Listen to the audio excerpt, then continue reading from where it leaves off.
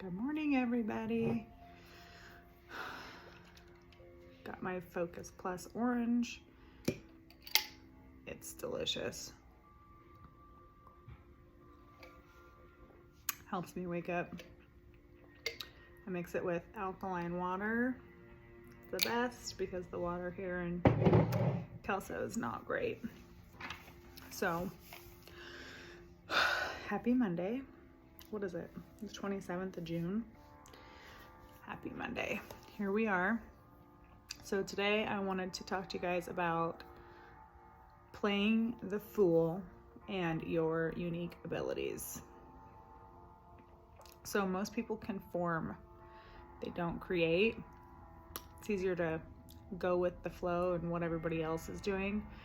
Most of the time people don't come to you and encourage you to follow your dreams and speak life and cast vision for you into the possibility that is your life.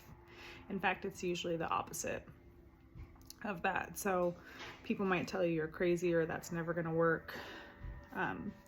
It's a lot easier, I think, for us to default to criticizing than it is to cast vision and really see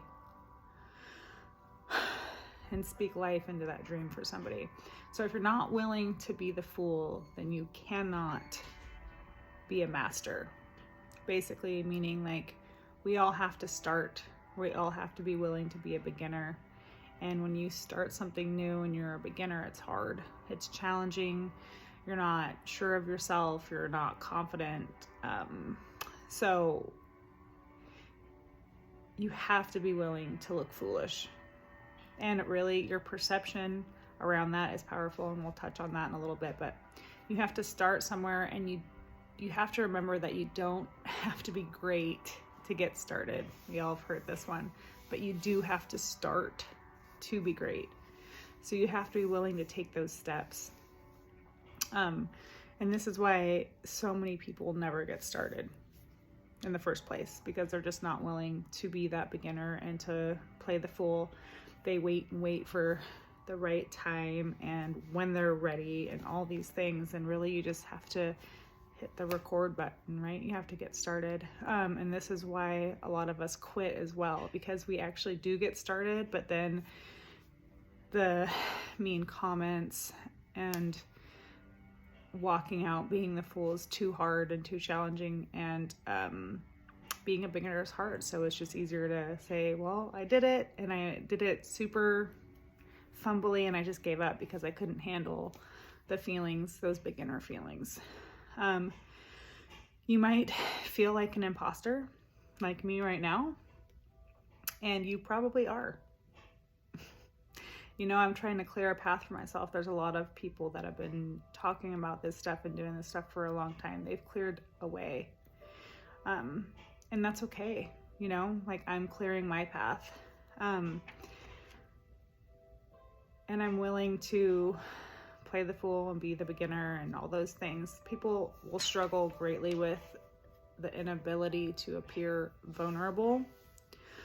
And I feel like that might be one of my superpowers, is I know that's how I connect with people. And so I'm willing to be vulnerable. I'm still not perfect at it, but I do have that willingness. But the inability to appear vulnerable or to show any kind of weakness. So I still struggle with that. I don't want to appear weak. I want to appear strong. And not that that's bad. You know, of course we want to be strong, but it's okay to show weakness. And when people press into that, to be able to withstand them pressing into that, and your perception being able to be shifted in and around that, being, okay, well, I didn't like that. I don't like that weakness about me. How do I strengthen it? Every time I've lost my way, it's because I've doubted my own unique path. Believe that the exploration of that thing that makes you unique, that is valuable. So walk out your path. Don't doubt what lights you up. Your abilities mean something, and if they mean something to you, they will most certainly mean something to others. You're not great until you release greatness into other people. Or a better way to say that might be, you're not great until you awaken somebody else's greatness. Tap in to what is lying dormant in other people and allow them to step into their greatness. I think that's really when you start to be great, when you have that ability. As long as you don't stop pursuing what makes you unique, you can't lose. I'm not talking about playing the victim or doing something over and over that's not working. I'm talking about real growth. Don't stop pursuing what makes you unique. So when you hit a dead end, it doesn't mean the goal needs to be abandoned. It means the plan needs to be adjusted. Learn from your mistakes. Dream that dream and visualize that growth. Like, what does it look like? I want you to get good at also visualizing the pain you're going to walk through.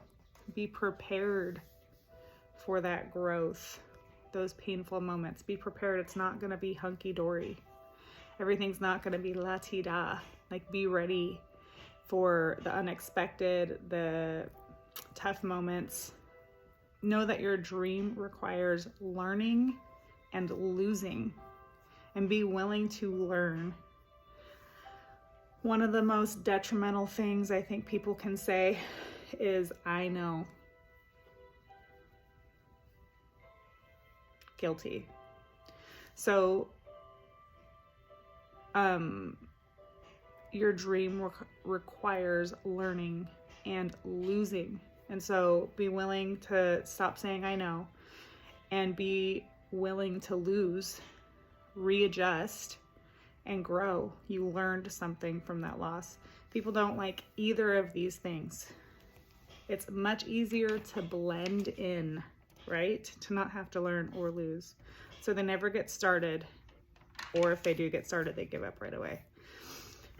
I want to encourage you to learn to change your perception. And this is a work in progress for me. There's so much power that lies within this ability. Two people can look at the same thing. One can see only pain and the other can see opportunity. So I want to encourage you to start to really learn to change your perception of things, to shift your perception. There's a lot of power in that. So when negative things arise, challenging things arise, how are you looking at that situation? Because really, like we talked about on Friday, the problem is not the problem. It's your view of the problem. So that's going to be all for today, you guys. Thanks for tuning in. What a wild ride this YouTube/Instagram has been so far. I am just excited to see what the rest of the summer holds. Thanks again for tuning in.